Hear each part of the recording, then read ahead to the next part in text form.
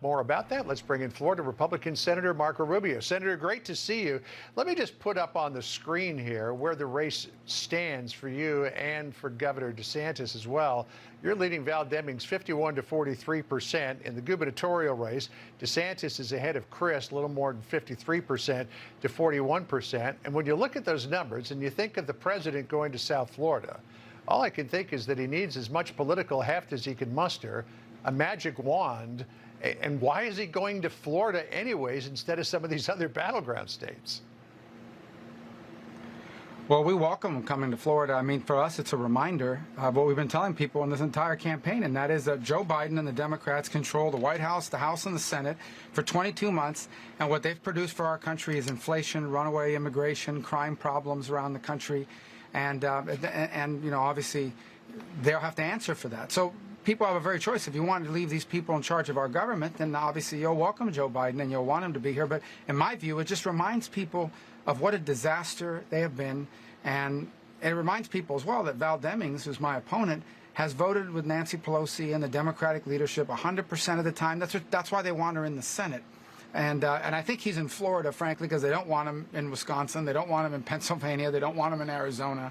They don't want him in some of these other places. And he has to go somewhere, because it's embarrassing to have an incumbent president that no one wants campaigning for them. Now, when the president gives a talk in Fort Lauderdale later on this afternoon, one of the things he's going to do is again accuse Republicans of wanting to cut Social Security, Medicare, and Medicaid. What he's basically doing is he's taking Rick Scott's plan, which last count maybe had support of a few people on the Republican side in Congress, but really wasn't going anywhere, and saying this is the Republican plan. Is it your intention to cut Social Security, Medicare, and Medicaid? No, of course not. And, you know, and it never has been. My parents depended on those programs. Those are important programs. But that's become kind of like their boilerplate attack. I mean, they roll that out every 2 years, every 4 years. People realize that's not true. They've never heard me talk about doing that.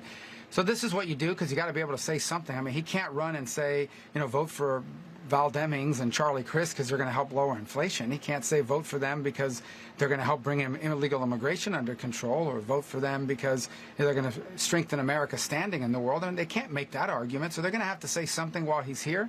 And they'll do what they do for me. It's just reminding Florida voters that that's the side that's in charge of everything now, and the country's headed in the wrong direction in a major way, and we have to change course, or these people, if we leave them in power, are going to destroy the greatest country in the history of the world. The claim that the president is making about Social Security and Medicare earned 4 Pinocchios from the Washington Post fact check, yet he seems to keep going to that well.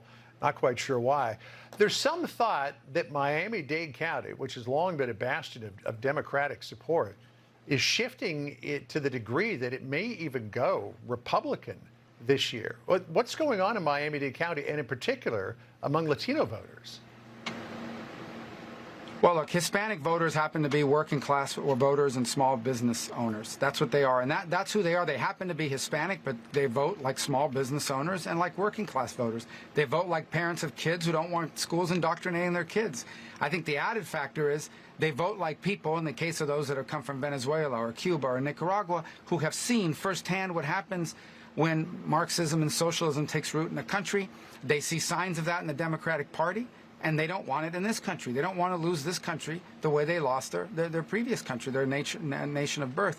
So it's a combination of those two things that I think have pronounced themselves not just in South Florida, but across the country. Now, I'm not predicting us winning Miami-Dade County. It is a big Democrat majority. Yeah. But if we're competitive there, that's a great sign for Republicans. I want to get your take on something that happened the other day, and that is that Luke Bryan gave a postponed concert in which he was raising money for Hurricane Ian victims, and he invited Governor Ron DeSantis up on stage. He got dragged on Twitter for doing that, and a lot of people were saying it's time to cancel Luke Bryan. What do you say about the reaction to this?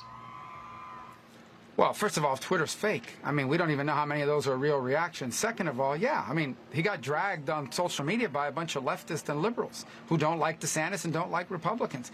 On the other hand, it's okay to invite, you know, whatever Democrat they want on stage. Every celebrity in America, for the most part, you know, is either Democrat-leaning or openly support Democrats. I mean, there'll be a celebrity there today, one of the guys from Key and Peele, who are going to be at one of these rallies. So they just can't tolerate any dissent, as you understand, and they don't want Republicans to have anybody on their side. In this particular case, I don't think Luke Bryan was taking a political position. He was in Florida, who just had a storm. The governor's in charge of raising that private money to help people that have been damaged by the storm, and he brings them on stage to talk about that. So I'm glad he did it. I'm glad he's ignoring all the noise around it. It's just a bunch of left-wing loons who are going to criticize you anytime you say anything nice or do anything nice around Republicans. They want the total destruction, these leftists do, of anything that's conservative and anything that's Republican.